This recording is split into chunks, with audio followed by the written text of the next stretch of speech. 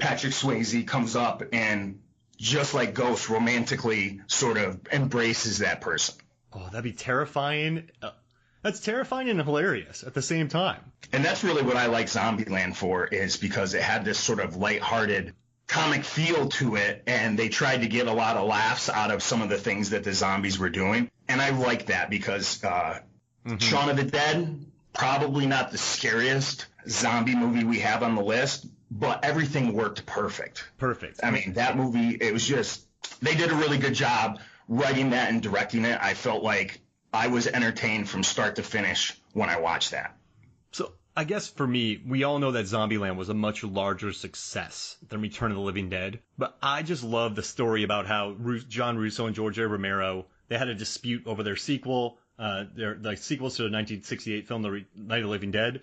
So they just said, we'll do what we want. So they split up, and that's where Return of the Living Dead came. And, the punks versus the zombies. You have Tarman, who, played by Alan Trotman, just a beautiful zombie. I mean, I just love, I don't know, he just wants brains and call more cops. And so I think we should give the win to Return of the Living Dead because it had that comedy and it had just the meta humor and the fun to it. And it talked about Night of the Living Dead. It said that was a real thing. They said that Trixium is what caused all that, or Trioxin. I keep calling it the wrong thing. My apologies. I keep thinking Trixie with the crazies, and it just keeps going wrong. But what do you think? So Return of the Living Dead should move on, correct? I think Return of the Living Dead should move on. And if we talked about ranking them, and, so I kind of wrote some notes down about each of the movies. And I felt like Return, and got to remember, I was a kid when I watched it, and it terrified me. And I really didn't catch, as a younger person, some of the comedy that was there because I was too busy being terrified of the fact that, in most of these zombie movies, in fact, all of them, I can't think of one, and correct me if I'm wrong, we don't actually see the zombies coming out of the ground. In Return, we did. And to me, that creeped me out more than anything, was the fact that in most of the zombie apocalypses, you get a bite, you either fast get it or slow get it, but you were walking around. And Return took them tunneling out of their coffin to come up and break out of the dirt. That, to me, brought a level of fear and creepiness that I've never been creeped out by another zombie movie as much as that one affected me back in the day because of all those reasons. And they feel pain. They need brains for pain. It's when they have that thing strapped down to the table. It's kind of a touching moment. It's freaky, but there's so many little wrinkles to them. And just the way it bites heads wide open, just gnaws on skulls. Those are some teeth on it. Ugh. Yeah, that was it was interesting. Some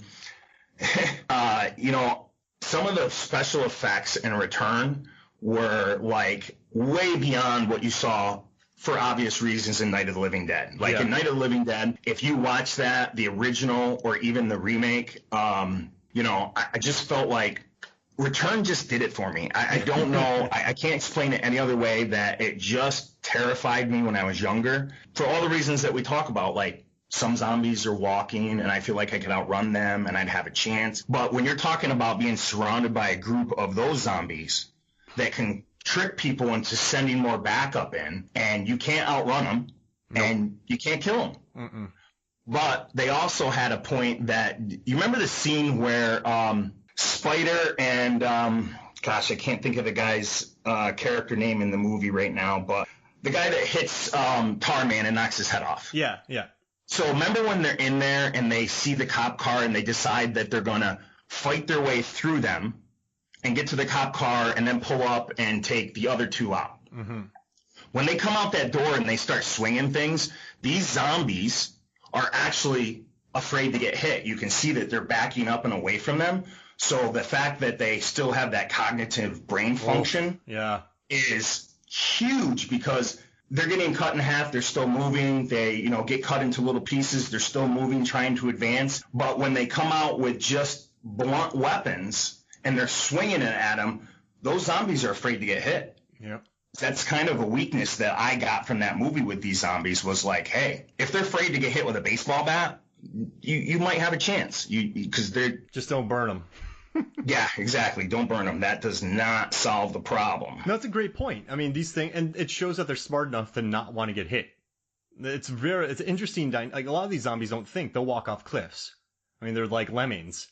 They actually do that to them in Zombieland too. So, Yeah. no, it's a great point. So they're moving on to the next round. And our next matchup, actually, here, okay, let's take a quick break. We'll throw in an ad, and then we come back, we'll talk more zombies. We'll be right back. All right, we're backing on to the next round here. So we have Resident Evil, right? Paul W.S. Anderson's Resident Evil, based on the very, very, very popular video game. We have Resident Evil versus the Dawn of the Dead remake from 2004. So the Dawn of the Dead remake, it made buku bucks. It was Zack Snyder directed. You know, the music was excellent. The zombies were fast. It in no way tried to make any say about consumerism. It's just a splashy, saturated, bloody zombie gore fest with a lot of humor and people getting chainsawed. And the beginning is an excellent scene.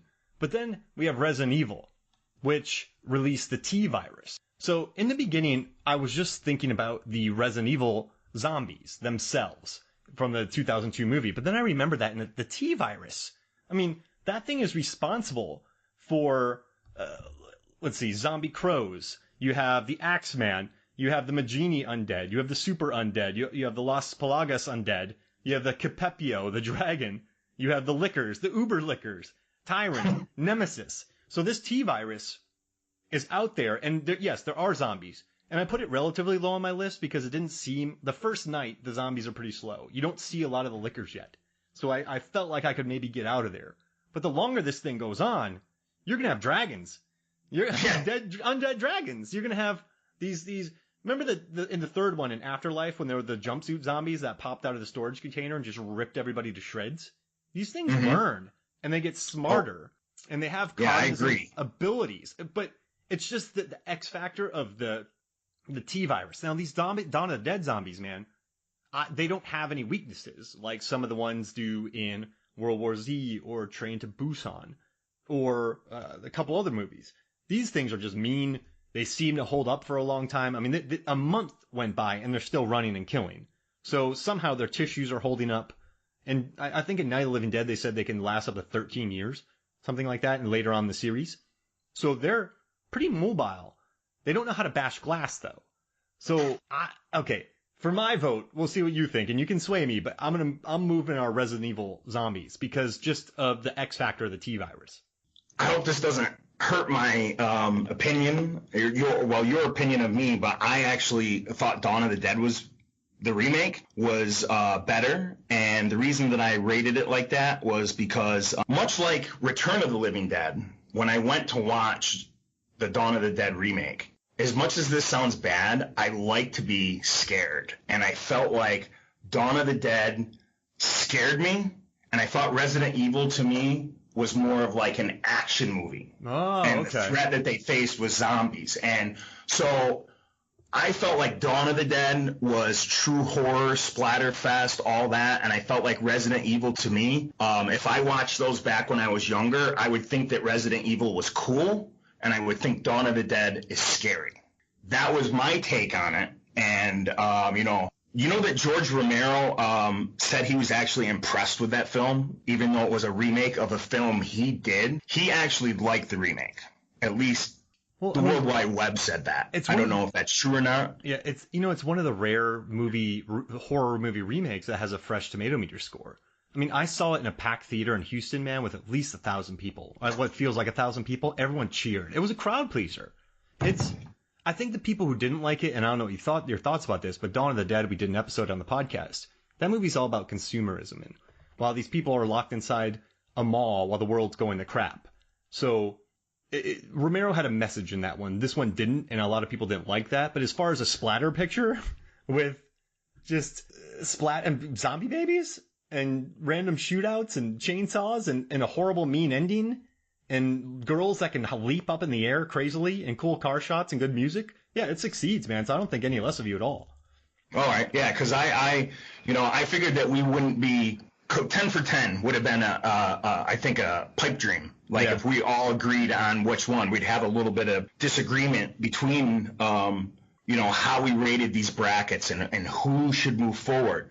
So can I try to convince you right now that I think Dawn should move forward, and you tell me if I convinced you or not? All right, yeah. If you can convince me, I'll go All right, with so it.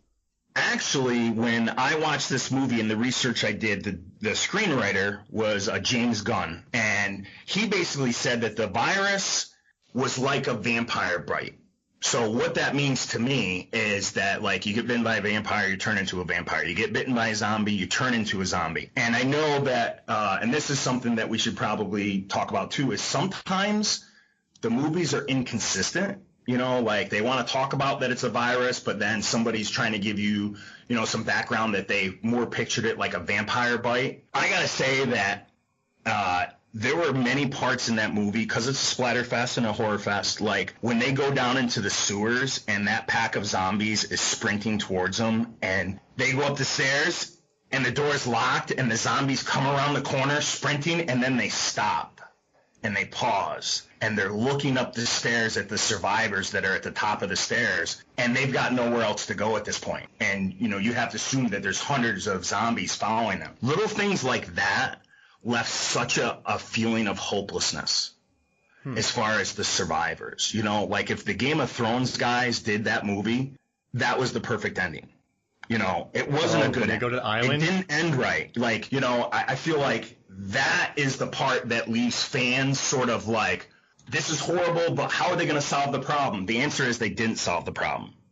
They sailed to an island, they thought that was solving the problem, and as soon as they show up, there's a pack of zombies sprinting at them on the docks. And if I was saying that they're both equally close, I would say the thing that put me over the top was the idea that had a bad ending. All right, so a good or bad ending? Bad, meaning bad in that the heroes probably didn't survive. They don't really show that, but the heroes did not survive that encounter. It made me happy. It made you happy? Yeah, I love nihilistic mean endings. And this movie wasn't afraid to get mean, and that made me happy. I mean, everybody dies in this movie.